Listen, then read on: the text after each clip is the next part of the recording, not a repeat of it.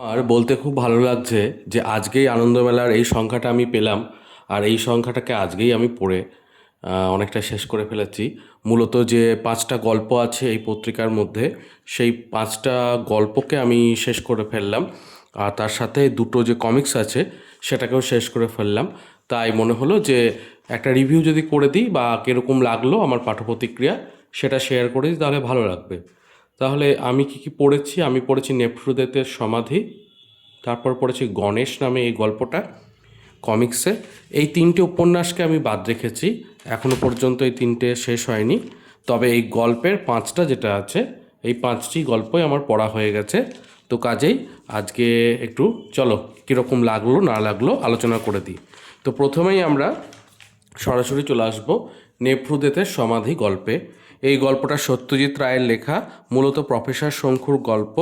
এই গল্পটার চিত্র নাট্য ও ছবি এঁকেছেন অভিজিৎ চট্টোপাধ্যায়। অভিজিৎ চট্টোপাধ্যায় বহুদিন ধরেই সত্যজিৎ রায়ের বিভিন্ন লেখালেখির ওপরে কাজ করেছেন এবং কমিক্স রচনা করেছেন। ওনার কমিক্স হাতে আঁকা হয় এবং খুব সুন্দরভাবে তিনি ডিজাইন করেন। এখানেও কোনো ব্যতিক্রম নয়, যথেষ্ট ভালোভাবে চিত্রগুলো আঁকা হয়েছে।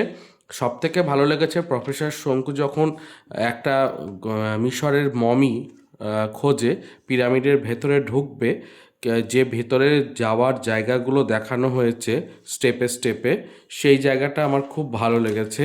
এবং সিঁড়ি দিয়ে নেমে আসা, উঠে যাওয়া, ভেতরের সার্কোফেগাসকে খুলে ভেতরের মমি দর্শন ইত্যাদি বিষয়গুলো কিন্তু এই নেফ্রুদেতের সমাধি গল্পে খুব সুন্দরভাবে ছবিগুলো এসেছে। তো গল্পটা এমনিতে তো পড়াই, প্রফেসর শঙ্কুর গল্প, ছোট্ট একটা গল্প, খুব বেশি বড় গল্প নয়, কিন্তু যেভাবে সুন্দরভাবে ডেপিক্ট হয়েছে আর যে সুন্দরভাবে বর্ণনাগুলো এসেছে আমার কিন্তু বেশ ভালোই লেগেছে। আমার মনে হয়েছে এই গল্পটা তোমরা পড়তে পারো, কমিক্স আকারে যথেষ্টই ভালো।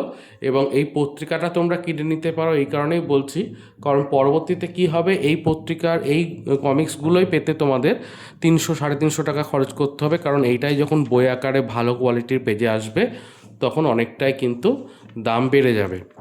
তো এ তো গেল কমিক্সের ব্যাপার, প্রথম কমিক্সটা সম্পর্কে আলোচনা করে দিলাম। এবারে আমরা দ্বিতীয় কমিক্সে চলে যাব, 136 পৃষ্ঠাতে গণেশ বলে যে কমিক্সটা আছে সেইটাতে। তো গণেশ বলে যে গল্পটা, সেটা উপেন্দ্রকিশোর রায়চৌধুরীর একটা গল্প।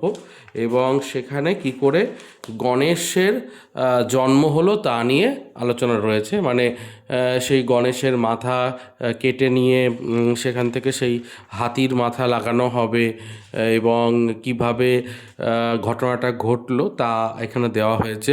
সব থেকে ভালো লেগেছে আমার ইলাস্ট্রেশন। কাছ থেকে যদি দেখায়, একটা আলাদা রকম একটা আর্ট ফর্ম ব্যবহার করা হয়েছে, যেটার জন্য এই কমিক্সটা আমার খুব ভালো লাগছে দেখতে।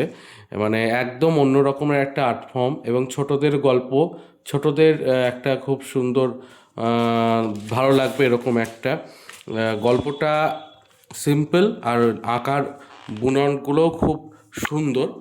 আমার মনে হয় যে এই আঁকার শৈলীর জন্যই হয়তো এই কমিক্সটাকে আরও বেশি এখানে দেওয়া হয়েছে। আমার কিন্তু বেশ ভালো লেগেছে, আমার বলতেই হচ্ছে খুব ভালো লেগেছে। 2 পৃষ্ঠা জুড়ে ভরপুর একদম লেখা আঁকাগুলো আমার কিন্তু খুব মন ছুঁয়েছে। আমি বলবো যে এই রকম কমিক্স আরও আসুক। দুটো কমিক্সই কিন্তু আমি বলবো হ্যাঁ, যে 60 টাকা দামের পত্রিকা দুটো কমিক্স দিয়েছে, দুটো কমিক্সই কিন্তু ভালো হয়েছে। এবার আমি গল্পে চলে যাই, পরপর আমি দেখিয়ে দিচ্ছি, আমি দেরি করছি না একেবারেই, কারণ আমার অনেক কিছু বলার আছে আজকে। 126 পৃষ্ঠাতে প্রথম গল্পটা আছে। তো আমরা প্রথম গল্পে চলে যাব, হারানের মুকুল বাড়ি, এই গল্পটা। তো এই গল্পটাতে অনির্বাণ বসুর লেখা একটা গল্প।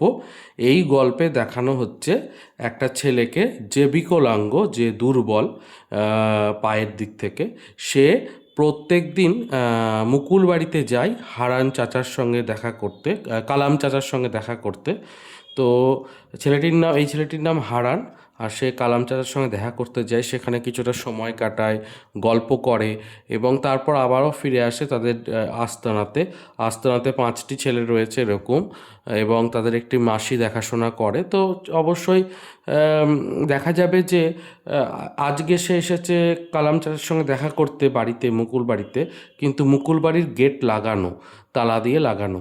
তো তখন সে বলবে যে কালাম চাচা কই, কিন্তু কেউই উত্তর দেবে না। ইনি হচ্ছেন গাড়ির ড্রাইভার। তো ইনি হঠাৎ করে আসবেন এবং বলবেন যে কালাম চাচাকে তুই পাবি না, কারণ কালাম চাচা চলে গেছে। তো পরে এই মেয়েটি, পেছনে যে মেয়েটি দেখতে পাওয়া যাচ্ছে, তিনি বাড়ির মালকিন আর কি, তিনি সবটা বলবেন যে ওনাকে ছুটি দেওয়া হয়েছে এবং উনি আর কোনোদিনই আসবেন না। তো একটা খুব করুণ একটা ব্যাপার যে কালাম চাচাকে বিদায় জানাতে হয়, এবং ওই মুকুল বাড়িটাও এত সুন্দর ছিল, সেই বাড়ি ভেঙে একটা মল করা হয় এবং গাছপালাও কেটে যায় আর কি। কোনো কিছুই ক্ষণস্থায়ী মানে দীর্ঘস্থায়ী নয়, সব কিছুই পরিবর্তিত হয়ে যায় সময়ের সাথে সাথে। এবং আজকাল ভালো জায়গাগুলো এভাবেই বিভিন্ন শপিং মল, ইন্ডাস্ট্রি ইত্যাদি করতে গিয়ে নষ্ট হয়ে যাচ্ছে। তো একটা খুব সুন্দর আমার লেগেছে গল্পটা, খুব খুব ভালো লেগেছে। মানে পুরনো আনন্দমেলাতে গল্প পড়তে যেরকম লাগতো আগেকার সময়ে, যে ভাইবসটা পেতাম সেই ভাইবসটা পেয়েছি। গল্পটা মন ছুঁয়েছে। অনির্বাণ বসুর এই গল্পটা তোমরা পড়তে পারো, যথেষ্ট ভালো। এরপরে আমি শ্রীমান বুদ্ধিমান বলে গল্পটাতে চলে যাচ্ছি, 131 পৃষ্ঠায়। তাহলে 131 পৃষ্ঠাতে শ্রীমান বুদ্ধিমান বলে গল্পটাতে আমরা চলে যাচ্ছি। গল্পটা কী নিয়ে বলো তো? গল্পটা হচ্ছে এআই নিয়ে, অর্থাৎ আর্টিফিশিয়াল ইন্টেলিজেন্স নিয়ে। এই যে দেখতে পাচ্ছ ছেলেটি, এই ছেলেটির নাম মঞ্জিল, ক্লাস 10-এ পড়ে এবং সে ল্যাপটপে এই শ্রীমান বুদ্ধিমান নামক এআইয়ের সাথেই কথা বলছে। শ্রীমান বুদ্ধিমান এআইটি তারই দাদার তৈরি করা, যেটা ব্যবহার করতে দিয়েছে মঞ্জিলকে। মঞ্জিল তার জীবনের ছোটোখাটো সমস্যাগুলোকে এআইয়ের মাধ্যমে সলভ করতে পারে। তো এবার ব্যাপারটা হচ্ছে এই ঐশিক বলে দাদাটি দিয়েছে ওকে। তো তারপরে এই এআই দিয়ে কি সলভ করলো, আর শেষে গিয়ে একটা খুব সুন্দর শিক্ষণীয় জায়গা রয়েছে গল্পটাতে, যে এআই কিভাবে আমাদের বুদ্ধিগুলোকে কেড়ে নিচ্ছে। এখানে সেইটারই একটা বলা হচ্ছে পরিহাস বলা যেতে পারে, ছোট্ট একটা সূক্ষ্ম পরিহাস আছে, কিন্তু যারা পড়বে বুঝতে পারবে। এবং দিনের শেষে যে মানুষের বুদ্ধি আর চেষ্টাটাই সবথেকে বড় অ্যাসেট, সেটাই মানে গল্পের শেষে দেখানো হয়েছে। গল্পটা ছোটোর ওপরে খারাপ নয়, ভালো লাগবে। আর আমি বলবো যে এই এই এই গল্পটাকে আমি 5-এ 3 দেবো। প্রথম গল্পটাকে আমি 5-এ 4 দিয়ে দেবো। আমার জায়গা থেকে ভালো লেগেছে, এটাকে আমি 5-এ 3 দিতে পারি। তবে খারাপ গল্প আছে এই বইটাতে, সেটাও আমি দেখাবো। আমি একে একে সবটাই জুড়ে দিচ্ছি। এবার আমরা পরের গল্পে যাব। কেমন লাগছে আলোচনা অবশ্যই জানাও কমেন্টে। আমি চেষ্টা করছি পরপর একদম আনকাট। এরপর আছে আকাশ পাতাল, 151 পৃষ্ঠায় আমি চলে যাচ্ছি।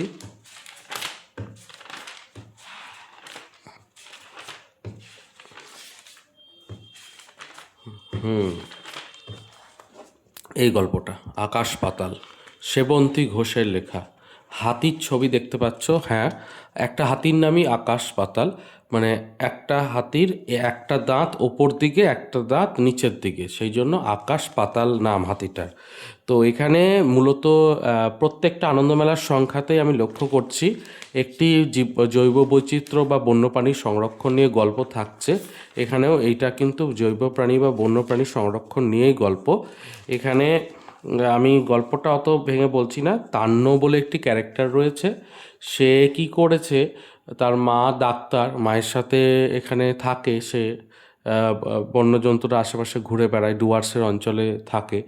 তো সে কি করে, মূলো, কুমড়ো বা অন্যান্য খাবার সে কিন্তু তার বাড়ি থেকে ছুঁড়ে দেয় বাইরে। এবার হাতিরা কিন্তু জঙ্গলের খাবারই খায়, কিন্তু এইভাবে ছুঁড়ে দেওয়াতে হাতিরা ধীরে ধীরে ওদের বাড়ির কাছে এসে খাবার খেতে শুরু করবে এবং তারপর দেখা যাবে যে একটা দিন হঠাৎ করে রান্নাঘরে এসে হাতি সব ভাঙচুর করে আটা টাটা সব নিয়ে চলে গেছে। এবং এখানেই একটা খুব সূক্ষ্ম এবং গুরুত্বপূর্ণ লাইন বলা আছে শেষের দিকে, যে ফুড হ্যাবিট হাতিদের চেঞ্জ হয়ে যাচ্ছে আস্তে আস্তে, বানরদেরও আস্তে আস্তে ফুড হ্যাবিট চেঞ্জ হয়ে যাচ্ছে। যে আমরা কোথাও ঘুরতে গিয়ে বাঁদর দেখলে কলা এটা ওটা বিস্কুট এটা ওটা দিয়ে দিই, এবার তারা যেহেতু সহজলভ্যভাবে পেয়ে যাচ্ছে জিনিসগুলো, তারা কিন্তু নিজেরা সার্চ করে কষ্ট করে খাবার সংগ্রহ করছে না। এবং এখানেও তাই হবে, হাতিদেরকে সহজে খাবার দিয়ে দিলে হাতিরা সহজভাবে যেটা পাওয়া যায় মানুষের ওখানে থেকে সেগুলোই খেতে আসবে।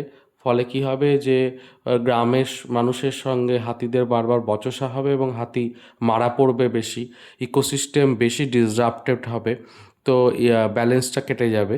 তো এই ব্যাপারটাকেই বোঝানো হচ্ছে যে আমরা কতটা বড় ভুল করি হাতির প্রতি বা যে কোনো বন্যপ্রাণীর প্রতি স্নেহবশে খাবার তুলে দিই, কিন্তু এইভাবে করতে করতে তাদের ফুড হ্যাবিটও চেঞ্জ হয়ে যায় এবং তারা আরও সহজ খাবার যেখানে পাওয়া যায় সেখানে এসে বসে, তারা তাদের খাবার খোঁজার এবিলিটিটা কমিয়ে ফেলে, হারিয়ে ফেলে। তো সেইটাই এখানে দেখানো হয়েছে। গল্পটার মেসেজটা কিন্তু খুব সুন্দর, প্রথম দিক থেকে একটু অন্যভাবে শুরু হলেও শেষের দিকে মেসেজটা সুন্দর আছে।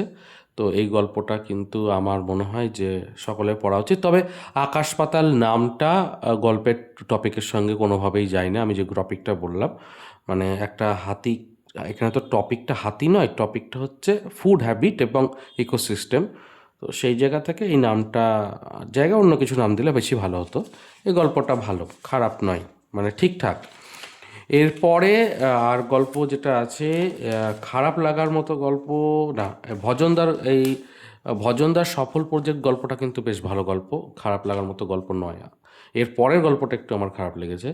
তো সৌম্যজা দাসের লেখা, আমি বলে দিই, সৌম্যজা দাস খুব সুন্দর লেখেন এবং সৌম্যজা দাসের রবিবাসরীয়তে যে সমস্ত লেখাগুলো প্রকাশ হয় পারলে একবার পড়ে দেখো।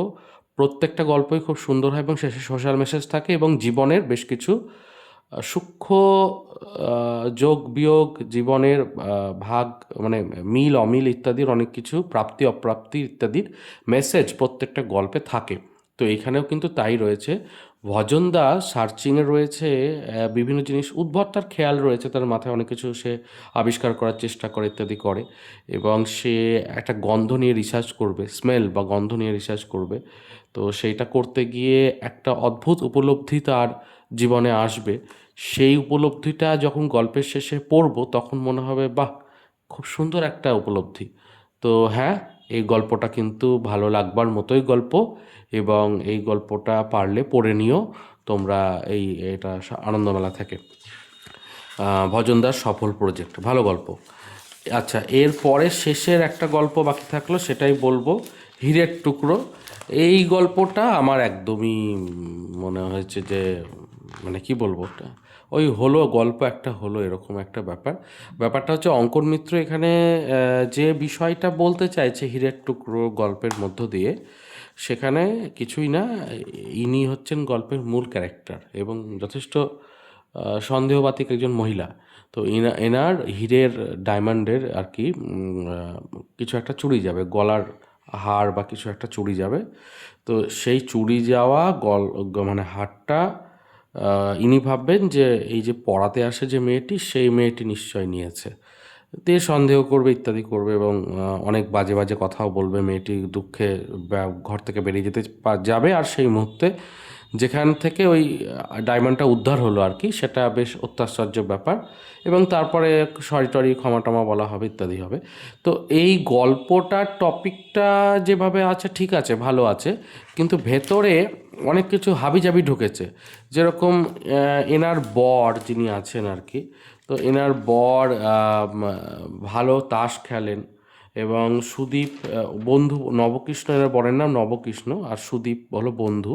এরা দুজন তাস খেলে এবং ইনডোর গেমসে যে তাসের যে ব্রিজ খেলাটা সেইটা তারা মানে খেলে, তো কন্ট্রাক্ট ব্রিজ। তো সেই খেলা তারা খেলতে খেলতে ফাইনালে যাচ্ছে, মানে ইয়েতে যাচ্ছে, ইন্টারন্যাশনাল স্কোর বোর্ডে স্কোর হচ্ছে ইত্যাদি ইত্যাদি, এটা ওটা দেওয়া আছে, কিন্তু এসবের সঙ্গে মূল টপিকটার কোনো সম্পর্ক নেই।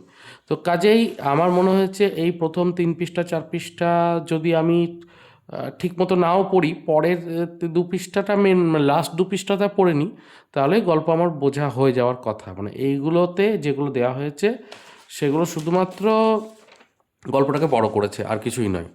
মানে ছোট গল্পকে বড় করার জন্য হয়েছে এরকম ব্যাপার। একটা নতুন বাড়ি কেনা, সেই বাড়িতে এসি লাগানো, জলের ওয়াটার ফিল্টার লাগানো, ইত্যাদি ইত্যাদি, এই সব কিছু গল্পটাতে অর্থহীন হয়ে উঠেছে যখন শেষের দিকে আমরা দেখতে পাবো গল্পটার টপিক আসলে কী নিয়ে। তো হীরের টুকরো এই গল্পটাকে আমি মনে হয় সব থেকে কম রেটিং দেবো আজকের মানে আলোচনাতে। আর বাকি 4টে গল্প কিন্তু খারাপ নয়, ভালোই। আর সবথেকে ভালো গল্প আমি প্রথমটাকেই বলবো, যেটা গল্পটাতে আমরা একটা খুব সুন্দর মেসেজ পাচ্ছি। গল্পটার নাম আমি বলে দিচ্ছি, হারানের মুকুল বাড়ি। এই গল্পটা খুব ভালো। আর আরও ভালো লাগলো ভজনদার সফল প্রজেক্ট।